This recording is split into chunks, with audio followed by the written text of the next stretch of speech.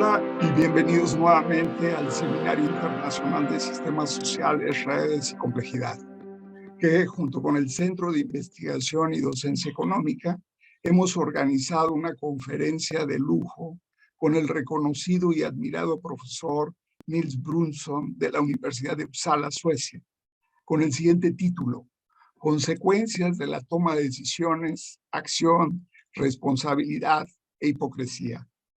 Además, hemos logrado invitar como comentarista a una de las mayores especialistas en estudios organizacionales a nivel internacional, la profesora Bárbara Czarnowska de la Universidad de Gotemburgo en Suecia, conocedora de las obras y gran amiga de autores como Niklas Luhmann y Bruno Latour.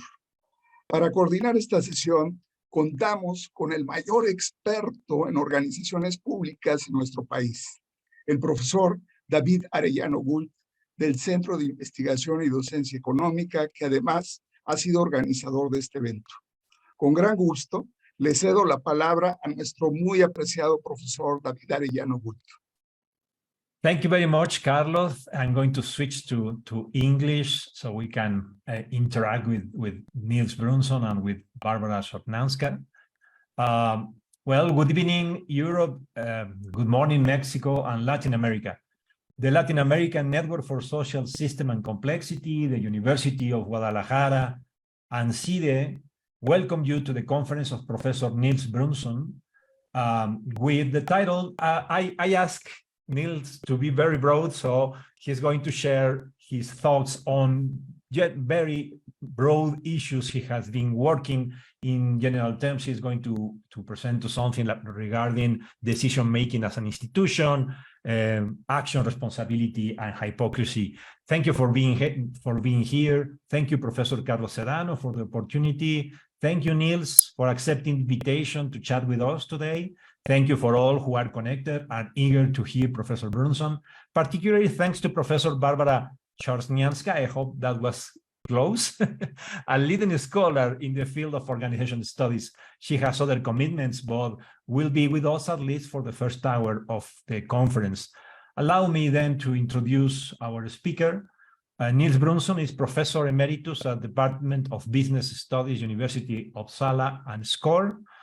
Brunsson has published numerous articles and authored and co-authored or edited 30 books in the field of management and organization studies. The list of books includes several of my favorites in the field, like The Irrational Organization in 1985, The Organization of Hypocrisy in 1989, Mechanisms of Hope, 2006, The Consequences of Decision-Making, 2007, Meta-Organization, 2008, Organizing and Reorganizing Markets, 2018, and Organization Outside Organizations, 2019.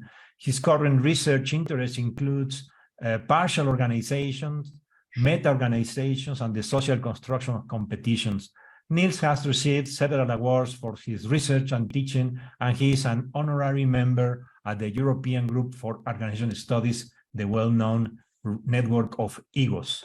Dear Professor Brunsson, Nils, thank you very much again, and I pass the word to you. Okay, so as I understand it, I will talk for some time, and then after that we have a session with the questions and maybe answers. Let's see. Yes.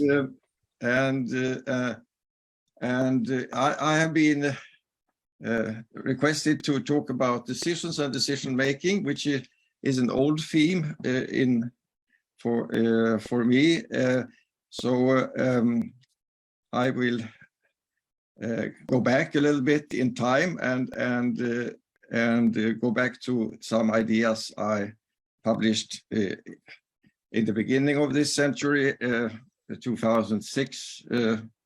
David asked me to especially think of a book that I published in 2006, the Consequences of Decision Making.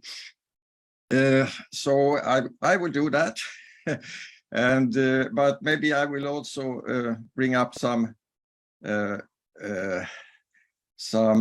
new ideas at the end about decisions and decision making. So And I have some slides here. Let's see.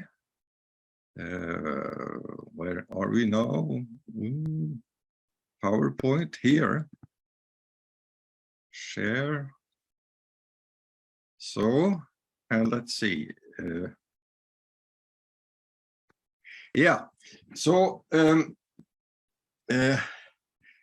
often with this title, decision as institution, you can put decisions and institutions as the opposites. You can say that when we act according to institutions, we do not make decisions. Because when we act according to institutions, it's taken for granted that what we do. So so we don't have to make a decision. My favorite example of an institution used to be the handshake, but that's all over now. The handshake is no longer an institution, but it's something that we took for granted, and to shake hands with people, we didn't have to decide on them. So these are very much, they can be described as oppositions, as opposite things. When we decide, we sort of realize that there are options, different ways of doing things, and then we have to decide what we shall do. But decisions can also alternatively be seen as an institution. In some areas in life, we are expected and it's taken for granted that we should make decisions. And that in that sense, it can become an institution that we expect people to make decisions. So if you have like company boards or governments or parliaments, they are expected to make decisions. So in that sense, for them, decisions are decision making is an institution. It's also often taken for granted what is the purpose of decision making, and taken for granted purpose of decision making tends to be choice, that you choose among a number of actions, and that's the purpose of it. And there has been much research inside, so to speak, this institution. So scholars have taken for granted as well that people have to make decisions, and that the crucial purpose and consequence of decisions is choice. It has been very common in this tradition even to define decision making as decisions as choices. So the word choice and the word decision is used as synonyms. And within this inside research, so to speak, inside this institution, there has been a lot of normative research about how to make better choices, and much of the education that my department in business studies is involved in is actually very much about how to make decisions, and it's almost quite a very large part of the education, normative education, is about that in business studies. But one can also look upon decisions from the outside the institution and see it more as an interesting fact that there is an institution called decision making, and one can ask, when it's evoked? When are people expected to make decisions? Are they expected to do it more or less in different points in time? And also its specific contents, what exactly is taken for granted, what kinds of behavior in decision making are taken for granted, what kind of accounts of decision making are you expected to do and to make, what problems they give rise to, and what are the consequences of decision making. So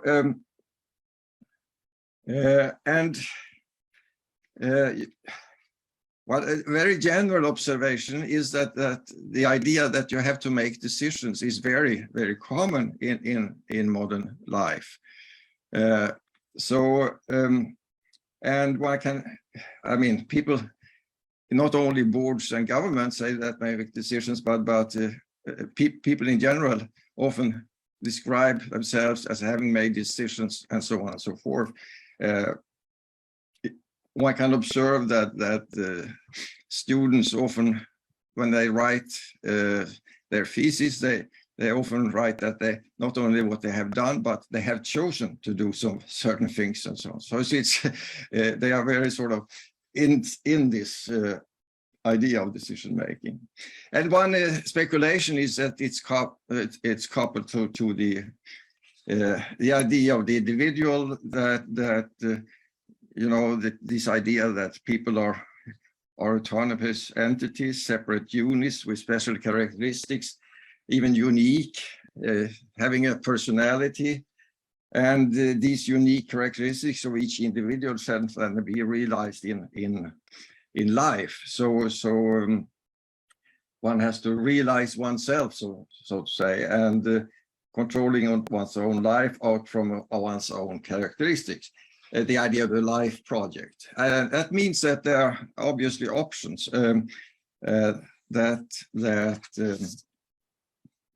one has to make decisions because one has to form one's life according to these characteristics. So maybe this idea of decision making is very closely connected to the idea of the individual.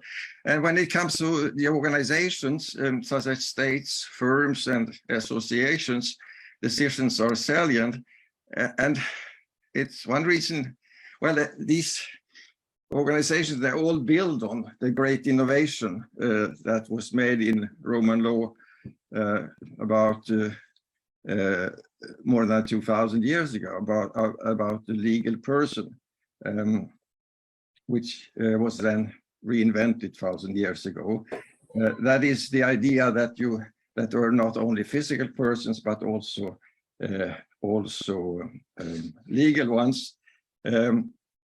That is separate, autonomous units with similar rights as physical persons that can own property, but they cannot be owned. They can sell and buy. Then they can make contracts. They are responsible for their actions and so on and so forth. Well, the idea. This idea is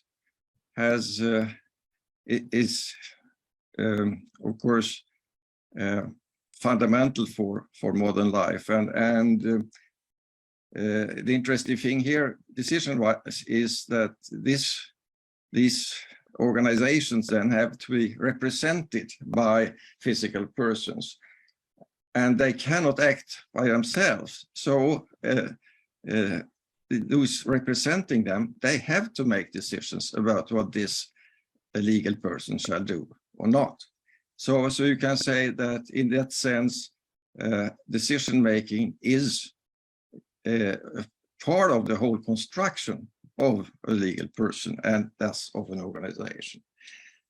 And that was also an important aspect when scholars brought up the idea of the organization in organization theory and wrote books about organizations. For instance, both Chester Barnard and Martin Simon in their books about organizations thought that decisions and decision making was fundamental for organization.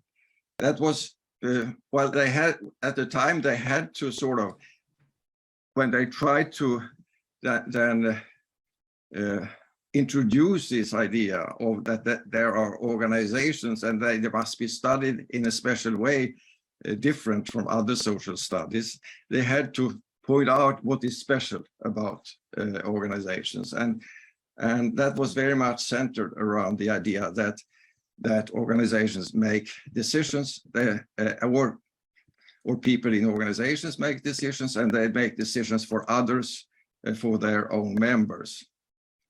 So, and that meant that they argued that in that sense, organizations represented a special type of social order that made it relevant to differentiate between organizations and the rest of society. What happens in organizations cannot only be explained by referring to a general culture or societal institutions, but must be explained by the specific decisions that are made within the organization. So, and if they are right, you would expect that the more organizations there are, the more decisions there are, so to speak.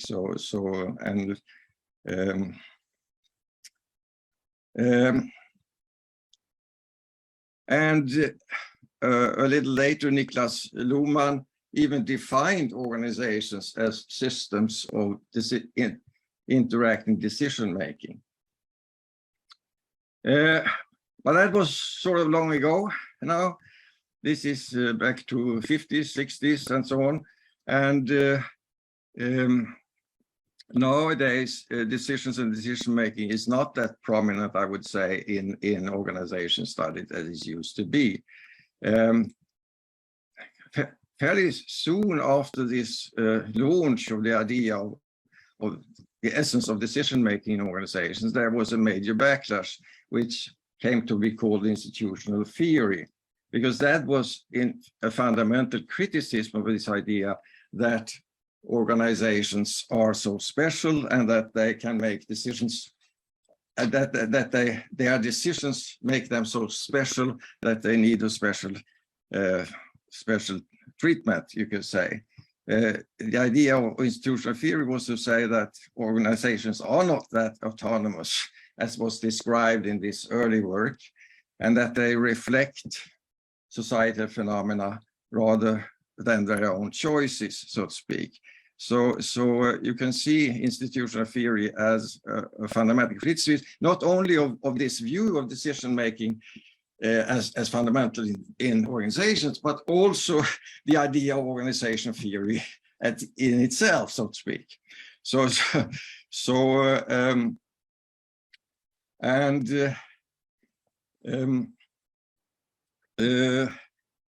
it was one of the most amazing things that happened in my career was that this fundamental criticism of organization theory became so popular among organization theorists.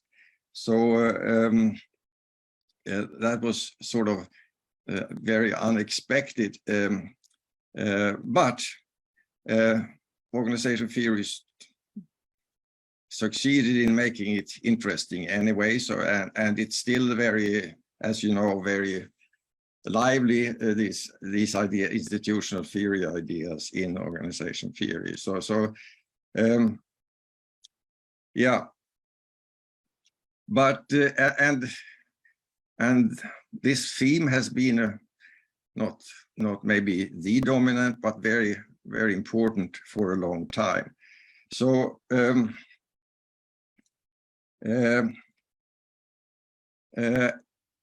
and if we then go to more recent years and my own work, you could say that what I and some colleagues have been doing more recently is to try to revive these ideas of decisions as important aspects of organization, and arguing that while institutions are important, but they are also, decisions are also important for understanding organizations.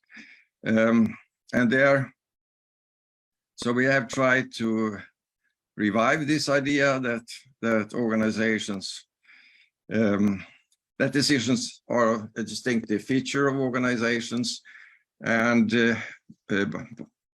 try to emphasize that by decisions we mean decisions as communication in and about organizations, and that is communications directed to organizational members or the outside world, and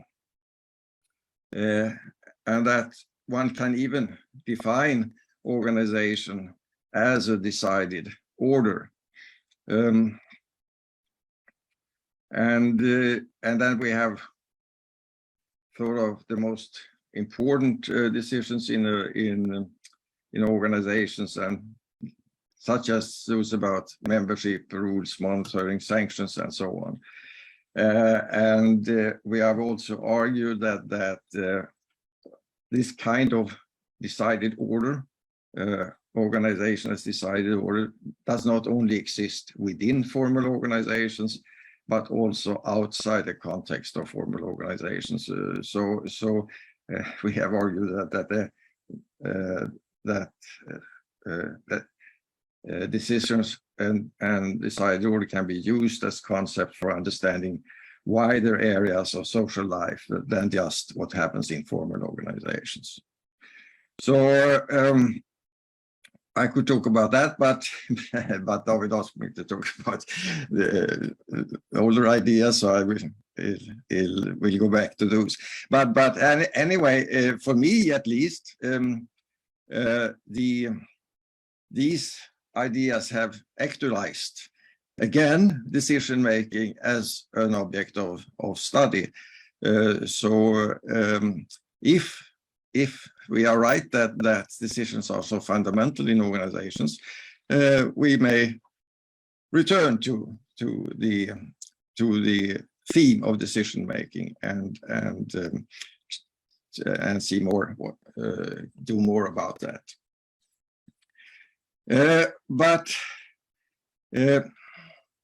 So that was a short history. But if we then go back to these ideas about decisions and decision making that I worked on earlier in my career, I can say something about that. And there, the idea was very much about how are decisions made and what consequences do they have. And one way of looking upon that is to look upon the processes of decision making, and they are very complex, of course, especially in organizations. They may be very complex, especially in organizations. But if we reduce complexity and just think of a few types of this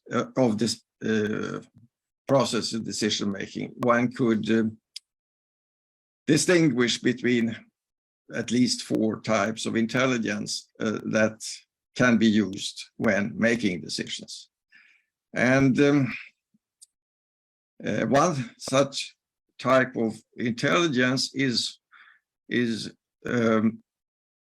what James Barthes called the logic of consequences, but could also be called the idea of intentionality. That is that the idea here is that when making decisions, we are controlled by the future, so to speak. It's what we want to achieve in the future that determines what we decide now. So we have intentions for the future, and that therefore that drives the process of decision making. So that's one idea, which is of course relevant for many decision making situations or for many decision makers. And one subgroup of such of this intentionality is the idea of rationality, and that's in my language it's a rather limited idea, which is a sort of often a normative prescription for how to make a so-called rational decision. And as you all know, it involves that you should specify your preferences, you should specify the options you have, and then you should look at the consequences, future consequences of each option, relate, and then you should relate these consequences to your preferences, and therefore you should make the optimal choice, so to speak.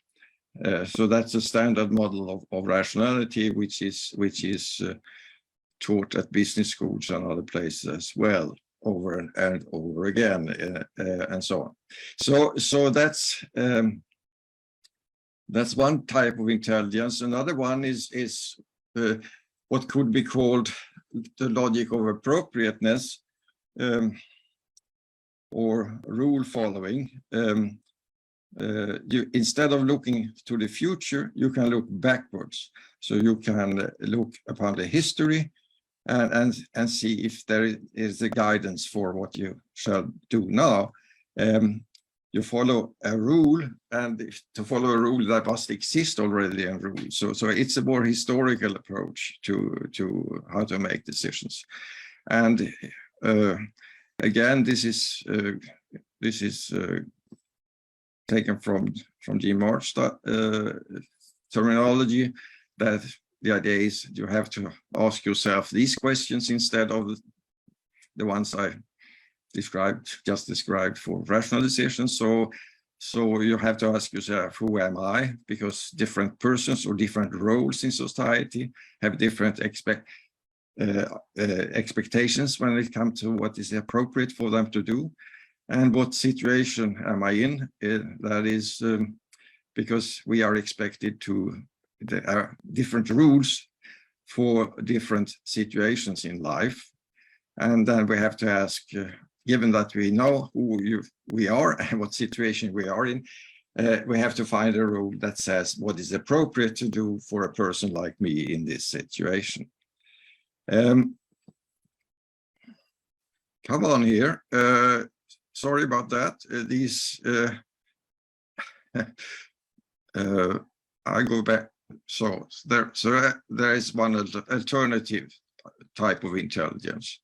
Let me just go back. So I wrote, I made a mistake on the slide there. I mean, before we go into these other types, we can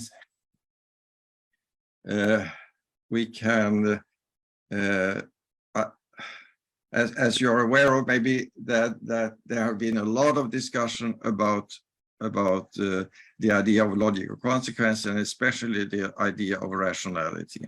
So people have asked questions such as, are people really rational?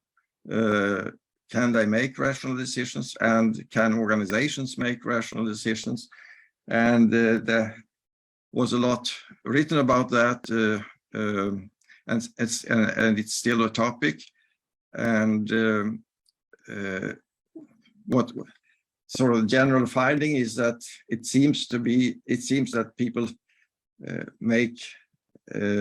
deviate of when they try to make decisions according to logic consequences. They are deviate from this rational model. So they don't check on all options. They cannot or all preferences. They cannot. They're not very good at relating consequences to option, and they often make choices that should not follow from their analysis. So that's one discussion, and which has given rise to at least 2 Nobel Prizes, actually. And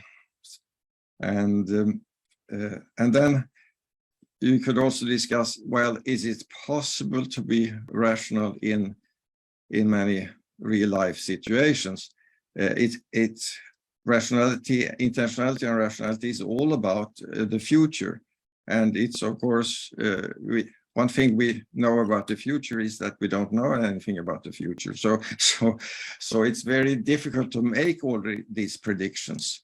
So it's difficult to predict what options you have, what consequences those options have, and often it's very difficult, at least for long-term decisions, to predict what preferences you will have, because it's the future preferences that are relevant for whether you is satisfied with the decision or not. It's not the preferences you have today. So it is very difficult to make irrational decisions. And there's also been a discussion of should you try to do it. There are some indications that this way of reasoning may not always lead to the optimal choice. And the empirical evidence is sometimes weak that it will. And I guess you know some about this literature. And that was there on that slide, on the wrong slide. But so luckily enough, we have these other types of intelligence, and one is logic of appropriateness, and a third one is imitation, which is also sort of a little more historical. You do as the others do. It can, well, of course, it could be almost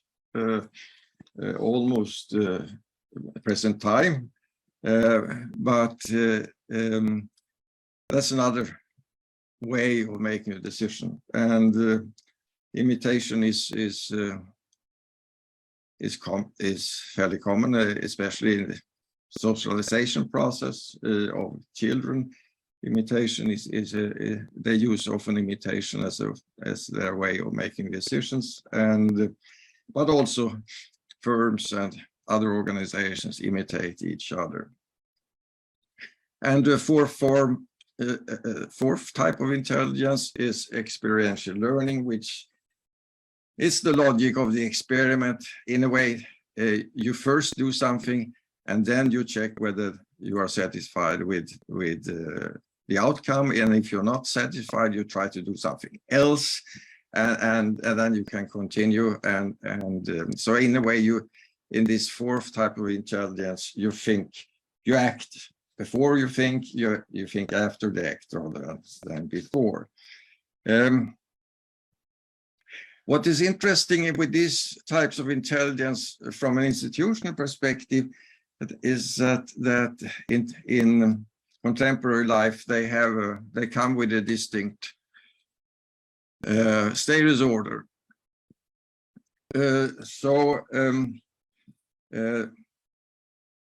The high status is in most situations is the rational model, that a person using that is seen as one who has doing the right thing, so to speak. And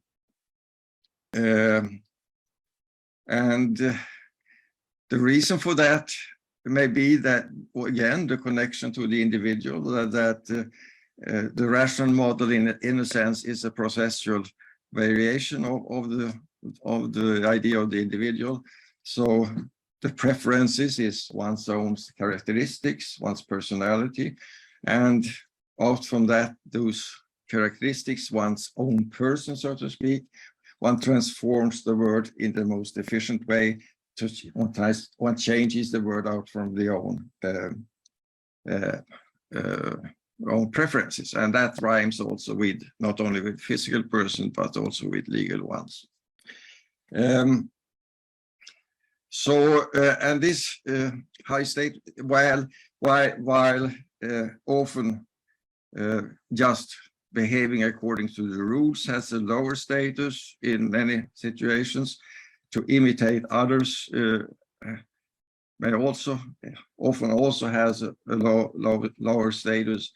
Experimentation is sometimes something that is said you should do more experimentation and so on, but well, beware to experiment with too much money if you try to explain it by that you just made an experiment when they are lost. So, and this gives rise to this rationalization ex post that we see. So it's much more common to describe your decisions ex post as following a rational process than it seems to be irrational in advance, so to speak. So one could say that if one wants to play with the word a little bit here, that there is a rule of rationality, the rule that we should make decisions in the rational way, but that rule doesn't affect so much what we do, but much more what we say, ex post, and also what we want to do. So we have this, which is not so uncommon among institutions, that they regulate differently what we do, say, and want. And that gives often rise to the idea of reform, that we are not doing what we should, what we want, and we are not saying what we do. And so maybe we should be say what we should do what we say and what we want. And so there is there are many reform projects that both among individuals, among organizations, that are directed to try to be more rational, try to make a budget, to try to think of who you are, try to realize yourself, try to make the organization decisions more rational, and so on. But it's not necessarily that these reforms succeed, as research has indicates. To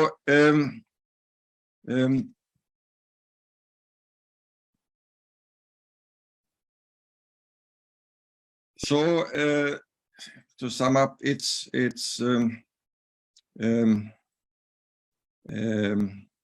these types of intelligence have different, are used in different situations, and they have different effects and different status and different effects on reform activities. So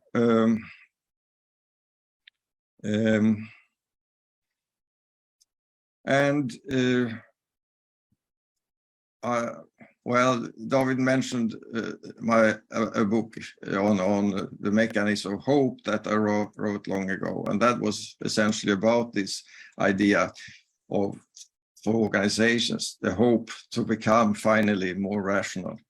And those reforms normally don't succeed. And how can you then keep your hope that once you will become more rational? That was the book about, yeah. And then if we go to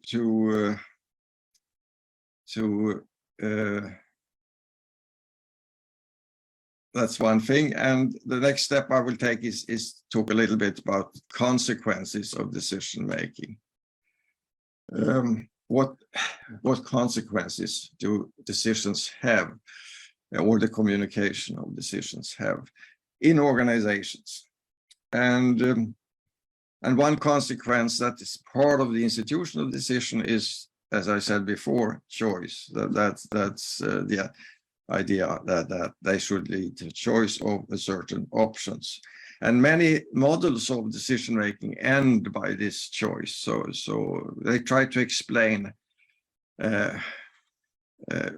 how come that the decision makers choose a certain option. So that's sort of all there is, so to speak. But there are other consequences of decisions that are as interesting as choices. And another consequence that may be there is action. That is, action may be a consequence of a decision. Of course, there are many actions taken without decisions, and there are many decisions that do not lead to actions. So there is not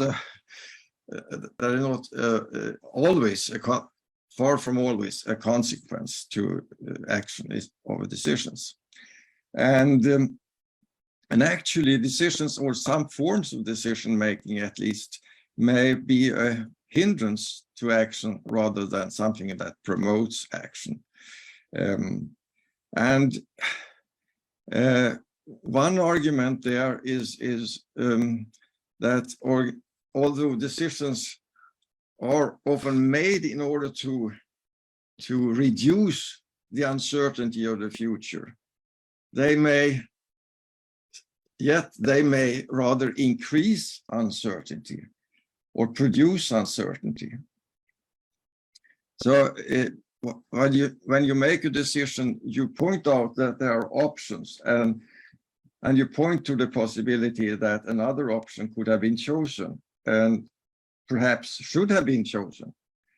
And that may produce as much uncertainty as certainties. And that makes it, especially in organizations, it makes it often difficult to use these decisions as a way of mobilizing action. Because if you make people uncertain whether the decision is a good one or whether it will actually be implemented and so on, it's hard to mobilize people to work for in the direction of the decision. And that's one reason why a common reaction among decision makers or organizational leaders is to argue that they have not made a decision. You often find top executives of large firms or top politicians saying that there is no decision. There is only one way. The circumstances determine what we must do. So this is not our decision. It's something that is determined in another way. And one reason they do that is perhaps that they have this feeling that a decision produces uncertainty, and so they look for another way of convincing people than decisions. And especially if the rational decisions are especially complicated in that sense, because the rational decision procedure in a way exploits all uncertainty there is by sort of enumerating all options, going through all kinds of consequences and so on. And maybe that's the reason why often in organizations where action is important, you may not find too much rationality, because people may be in some way aware of that if they go through very rational decision processes, they may end up in uncertainty rather than certainty. So, and that brings the problem of combining choice and action. So maybe if the pursuit of rationality is a good way to find the best action, it may not. It would be a good way to mobilize action. And that creates sort of the dilemma.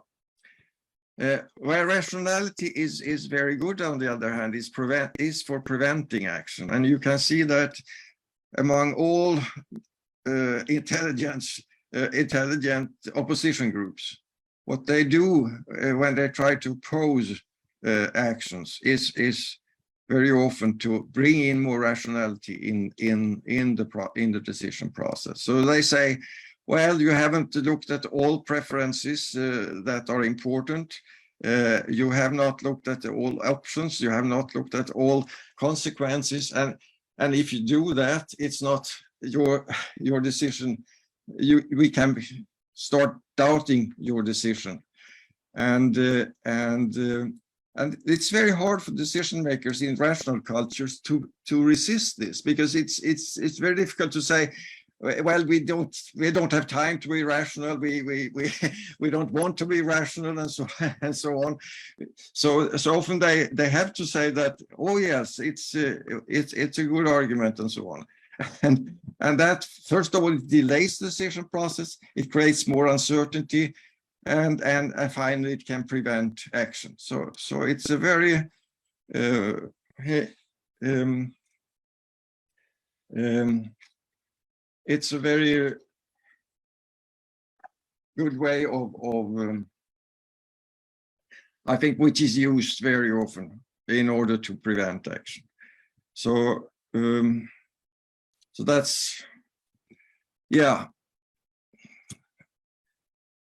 Another consequences of decision making is maybe that decision makers get power or influence over what is happening, and that's also something you can discuss. Of course, there's a lot of discussion of the problem of implementation, that often it's difficult to implement decisions as in the way that the decision maker wanted, and so on. But you can also discuss the problem, or what I call the problem of determination, which means that you put the question, who determined the content of the decision?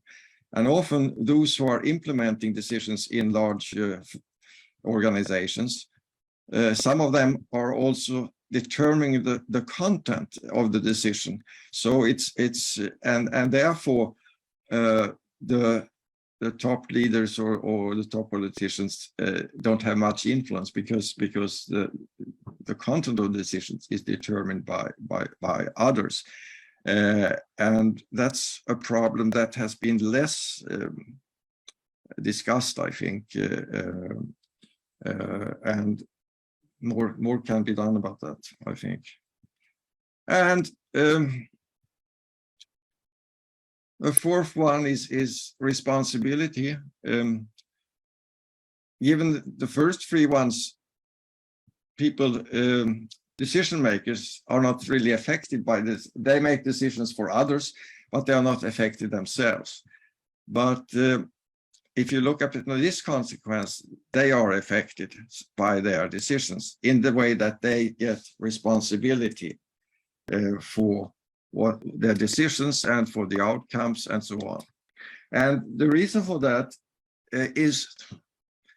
is the standard theory of decision making. The standard theory of decision making, saying that the decisions are choices, means that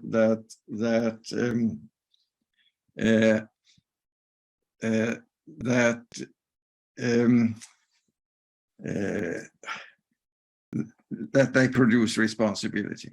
So retrospective responsibility can be defined as that you are causing something by your free will, and that is exactly what is expressed in a decision if it's interpreted as a choice, that you by your free will has chosen the future, so to speak.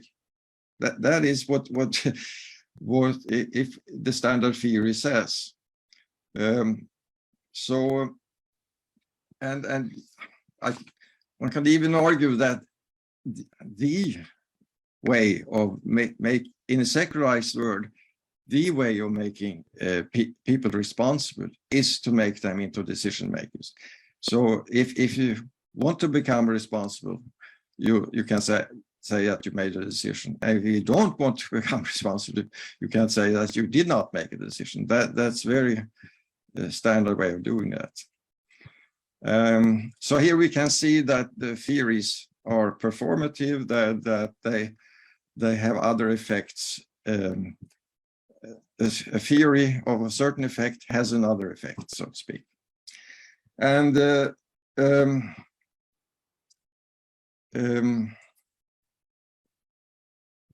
this you can see in Europe, you can see this quite often. Sometimes top politicians don't want to be responsible for things, so they want the people instead to be responsible, which is in a way the essence of democracy. So they make they have launch referendums on certain issues, and those are presented to the people as that now the people shall choose, the people shall make the decision. But if they choose the wrong thing, which has happened a few times in Europe the last few decades, the decision is not followed, or it is a new referendum, so the people can make the right decision. So there it's obvious that it's not about, determining the choice. It's about placing a responsibility on the right place, so to speak. So it's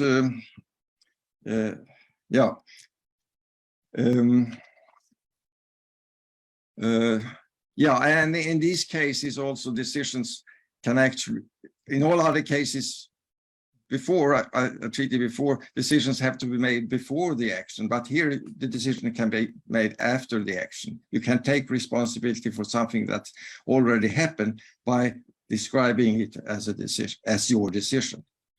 So that has impact on how decisions are made. Okay, so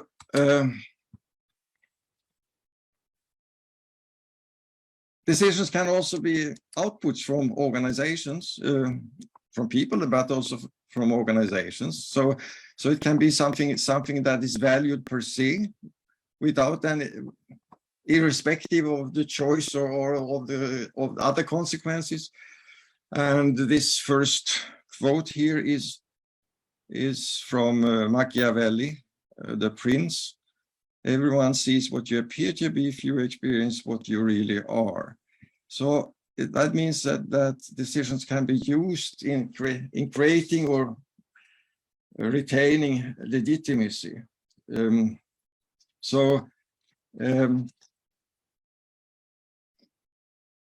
And it's very common in modern organizations to make decisions on such things as goals, policies, strategies. Contemporary organizations are filled with that kind of decisions. And those are decisions that are sort of distant from actions, aren't they? I mean, it's just a policy or a strategy or a goal. It's not a decision about a specific action. And those can be used for presenting to others, and they often appreciated by others. So, for instance, I think a few years ago, my hometown Uppsala was appointed as one of the most environmentally friendly city in the world. And I got a prize for that. And I checked on the criteria for that prize. And it turned out that there was some criteria that were actually measuring, like air pollution or things like that. But many criteria were about policies, goals, and strategies. So you can see you can get a prize and an enormous status. And maybe they even got money because they had the right policies. And those are much cheaper to get, than many other things. So you have to be careful to have your right, the right policy and strategies. So they are part of building legitimacy. But in that, when this happens, there is often, not always, but often a decoupling from what is going on in the organization. So and it's easier to have a policy if you don't implement it. Don't try to implement it; it just gets tainted by that. So they can be directed to the future and so on. So and finally. A consequence, another consequence can be hypocrisy. And that's the situation when decisions compensate for action. So in the other consequences, there were not talk about actions, but in the last one it could be decoupled from actions, but here it's coupled to actions, but they compensate for action. So in order to be able to carry out one action, one has to do or to make a compensating decision in the other direction, so to speak. And this only happens when there are when you have to adapt to conflicting values or interests.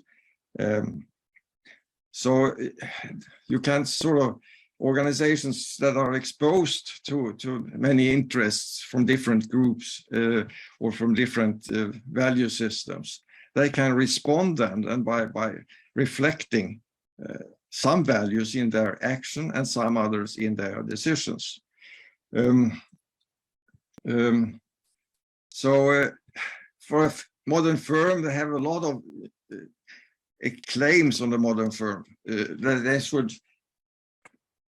claims about profitability, about environmental concerns, about ethical things like that, and so on and so forth. And then they can respond with some of those in their actions and with some by their decisions.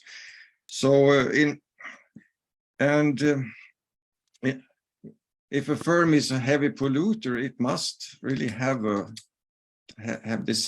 must decide on a policy for reducing pollution. Otherwise, it's much more difficult to continue polluting. And that's also a reason why often leftist governments it's easier for them to increase inequality in society than for rightist governments. If you sort of talk and decide in one direction, it becomes easier to act in the opposite one. So in these situations, decisions decrease likelihood for action in the same direction. So it's the opposite of what they expected from standard decision theory. And there is a clear coupling between decision and action, but it's the inverse coupling than what standard decision theory would predict.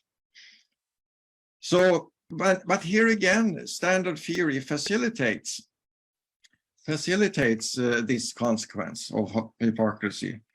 Say that some people may not be interested in decisions per se. They may only be interested in the actions that an organization takes. And so they would not be victims of hypocrisy, one would think. But if we teach them standard decision theory, which says that the likelihood for a certain action is increased by a decision in the same direction, they will pay attention to the decisions, you see? So, but if,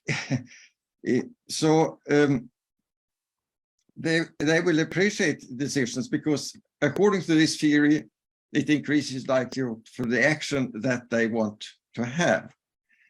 So, or again, standard decision theory is helpful in facilitate other outcomes than choice for decisions. If people believed in hypocrisy, the theory of hypocrisy wouldn't work.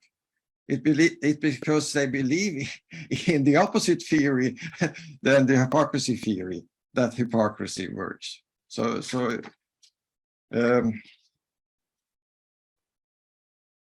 Well, sometimes, of course, standard theory works. So it's tricky to know whether a decision will increase or decrease the likelihood for action in the same direction. It's hard to know, and it's hard for lobbyists, for instance, to know what they should lobby for the opposite decision to which the change they want, or for the decision in the same direction. That's not clear. So I read in the papers here a few years ago that Mexico City has decided to end this pollution in the future. They made a decision to, I don't remember the date, but maybe 2030 and so on. The pollution in Mexico City from traffic will disappear.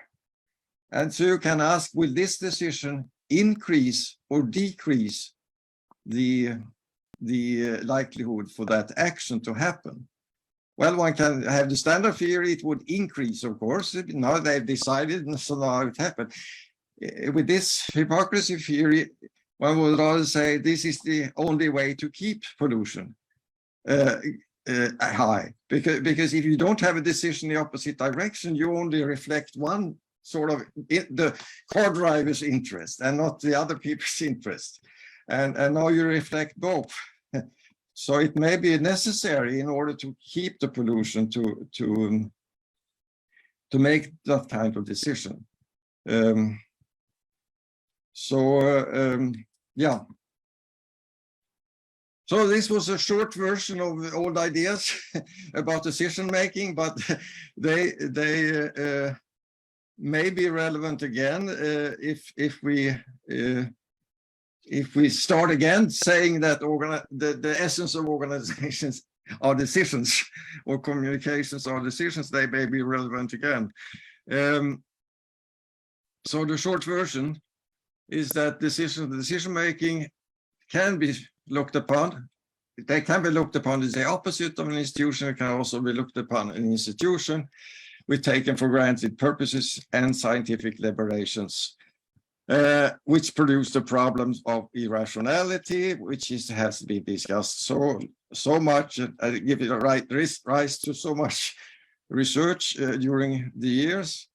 But they can have other consequences than choice, such as non-action, responsibility, and hypocrisy. And in short, I mean, they are much more interesting than standard decision theory would predict. Okay. Great. Thank you very much, Nils. Thank you very much. I do think, and I'm really convinced that decision theory is important. Yeah, please, go ahead. Sorry, I interrupt. Let me just add some references. There is a somewhat newer book on decisions from 2017, which is a textbook and which covers more than the first book on this list. And then you have the revival of decisions theme, which can be seen in the two other references that I put up there. Okay, so yeah. Thank you, Nils. Sorry for the interruption. I do think I was saying that I do think that this decision-making discussion is very relevant for organization studies, but not only for organization studies, but also in political science and sociology, and the current discussion we are having on populism and several other issues. Decision-making appear to be, a very important topic to deal with. Well, we will open a section of half an hour, more or less, about questions and comments. And I would like to ask Barbara Czarnianska if she has still some time to make some comments or perhaps a question. Oh, certainly I do. Thank you. Well, thank you very much, Nils. It was very interesting, and it gave me a certain idea that I would like to try on you. And to better explain it, I have to refer exactly to the idea of necessary hypocrisy, because it was when I've read your book, I realized that our generation was sort of raised in a belief that hypocrisy is something awful, a sin, and that the only absolute sincerity, which is the equivalent of absolute rationality as well, is something that must be practiced. And then it took me something like 30 years to understand that without a bit of hypocrisy, necessary hypocrisy, there will be no social relationships will be ever possible. We will be hurting each other and doing, damage all the time. Of course, it made a very interesting question for us in organization studies to study, how much hypocrisy is necessary, by whom, to whom, and so on and so forth. But this for me has become an analogy to a theory that I now have, that the idea that decision making is so important is a result of a conspiracy between psychologists and economists in the 60s. because what I realized, I think when you were speaking, it is very likely that the individuals may be making decisions, but if a collective action must be taken, it is usually preceded by negotiations among potential actors. And such negotiation may lead to an agreement, a compromise, or even a commitment to the action that to be taken. So from that point of view, decision making to me is, sorry, not an institution. We have a different definition of institutions. Obviously, a ritual in contemporary organizations. And this is a provocation with which you don't have to agree, I think we should stop studying it, leave it to anthropologists, I mean, who study rituals, and study sort of proper organizing, as it were. What do you say? Well, I agree that we should study proper organizing, and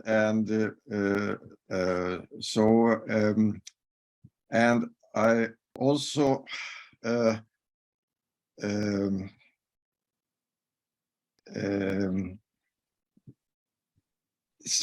yeah, I think you could say that one could say that maybe the early writers here overestimated decisions and decision-making organizations. Well, but in the way they had, that was their way of separating their theme from other studies or social studies. But I don't think they. I still think that decisions are important in organizations, and they result, yes, sometimes from negotiations among those who are acting, or sometimes they are decided by just a board or top leaders and so on and so forth. And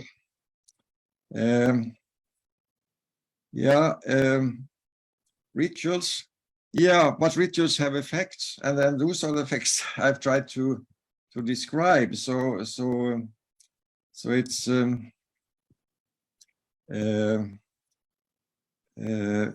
you may but then of course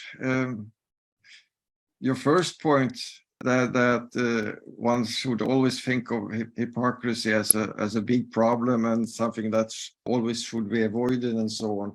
I agree with you that one should have more detached view of hypocrisy, and hypocrisy could make things, as you say, work better. But it's also important to sort of analyze it and to be aware of it, the possibilities of hypocrisy, and sometimes the necessity of hypocrisy in order to understand what's going on in social life. So and there only one theory of decision making is not enough.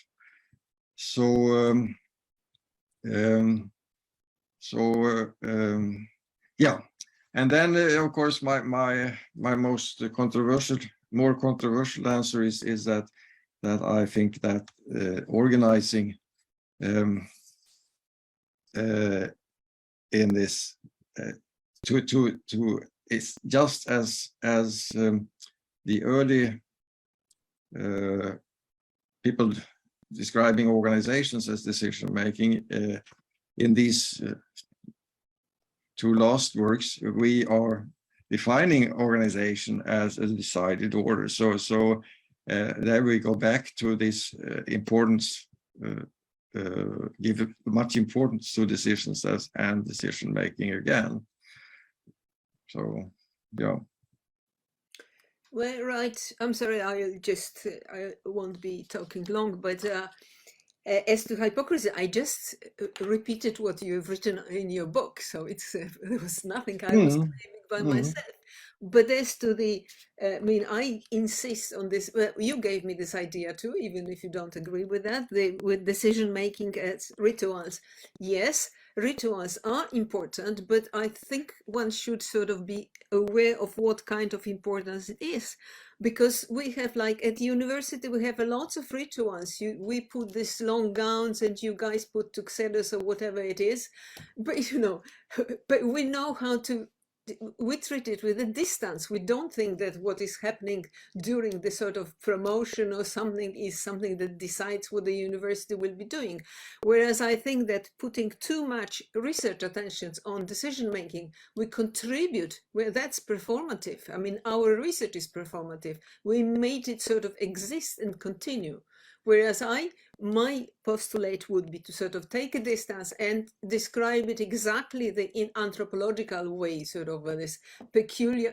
This is, your examples were beautiful, exactly. They were writing the strategies. I mean, sort of like they were writing the story tales and, you know, the fairy tales for children and stuff like that.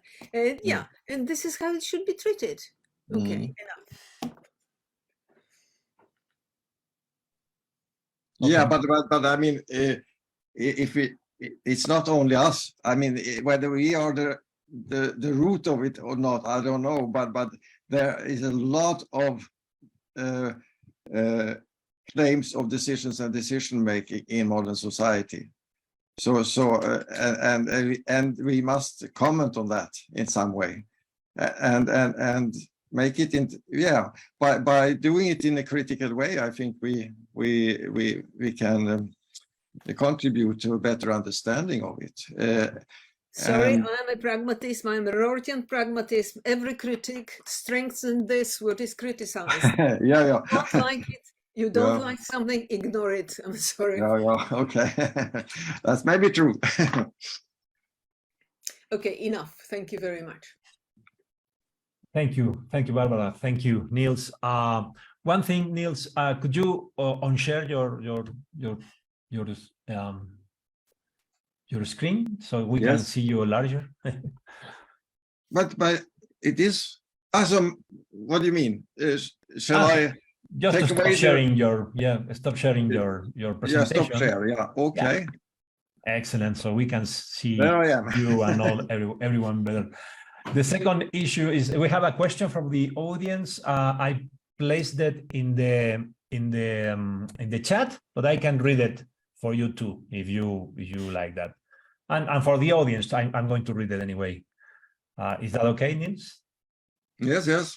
Okay. It's a question from Elisa Sanchez, and she says, "Thank you very much for such a magnificent lecture, Professor Brunsson. I would like to ask if the concept of organizational hypocrisy has points of convergence with Luhmann organizational paradoxes, when, for example, criteria for invisibility are used by the members actively participating in hiding or displacing them."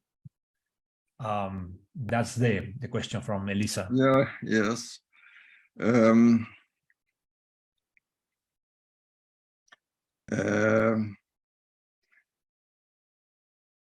I'm not so sure that they are so much about invisibility. It's very much about visibility, because hypocrisy, it means if it shall work, I mean, your decision must be visible, but also your action shall be visible in a sense. So I don't think it may be, of course, that you communicate decisions to a certain group and actions to other groups, so to speak. But that's often difficult because in modern society, it tends to be difficult to sort of, not showing what you're doing in one sense and the other. So I'm not so sure about that. Yeah, maybe Barbara knows.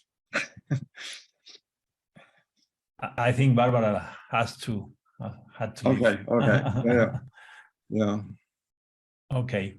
Yeah, it is a complex question, actually. Yeah. I'm using my privileges as moderator. I have a question for you or a comment. I would like to you know, hear your reactions. You know, where you have been one of the leading researchers on the deconstruction of decision-making as a tidy, you know, ordered, rational process, as if decision-making was only a process of individuals, self-content individuals. And, you know, decision-making is not only consequences, not only rationality, not only facts, but also values, but also beliefs, but also hypocrisy, stuff like that. I wonder if you see a connection between this deconstruction of rational theory and decision-making and the current problem we have with post-truth ideas. You know, I mean, in the past, let's say, you know, the fairy tale, as Barbara was saying, it was that you are rational if you are responsible for the consequences of your decision-making based on facts. Now it seems like politicians and several other social actors, even, you know, in organizations, are defending that, okay, no, decision-making is a process of correct and right beliefs, you know, correct and right intentions, and facts and consequences are not important. The important thing is that you are in the right side of history, you know, and consequences are not important anymore. So, you know, we can deal with consequences in different ways. You know, all the discourse of post-truth politicians' discourse and other actor discourse. Do you see a connection? I mean, how we deal with you know, this phenomenon of the post-truth argumentation that says exactly decision-making is not rational, so it is other thing that we can deal with correct beliefs and correct ideology or correct whatever. What do you think, Nils? Yeah, no, I think it's not by chance that rationality became a catchword and very important after World War II. When you had seen how irrationality and ideology would produce, was very efficient in producing action, but often the very wrong type of action, so to speak. And so I think it was sort of natural then to raise the banner of rationality and say that even on the, even if they knew in some way that rationality was a way of hindering action rather than promoting action, but of course, and I think that this, it may be that this, as you say, this movement of that is not factual and so on, maybe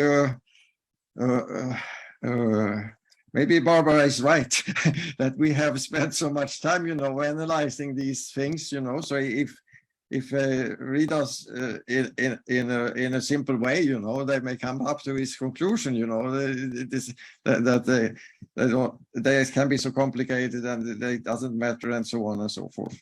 And then also they could of course rely on this second type of intelligence to say, you know, who am I? You know, I'm a Russian, or and what shall I do, and so on. It doesn't come from you know, that thinking or consequence. It comes from your identity and so on. And all this identity talk is, of course, very close to this number two type of intelligence. But what can we do? We have to analyze anyway. It's too bad that it can have these effects. But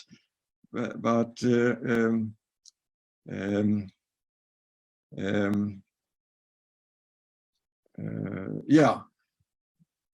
But on the other hand, I mean, it's not only this type of intelligence that we have analyzed. It's not only rationality that we have criticized, and so on and so forth. I mean, they should learn more. Well, I mean,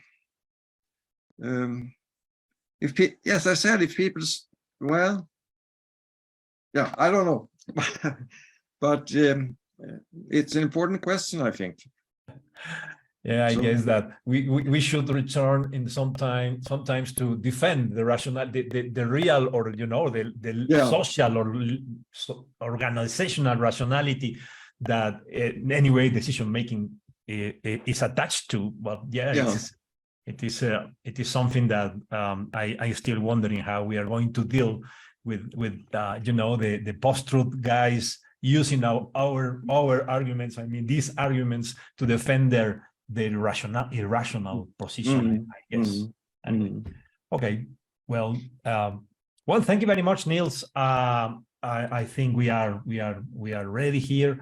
I really thank you for your always your willingness to talk with us and to share your knowledge.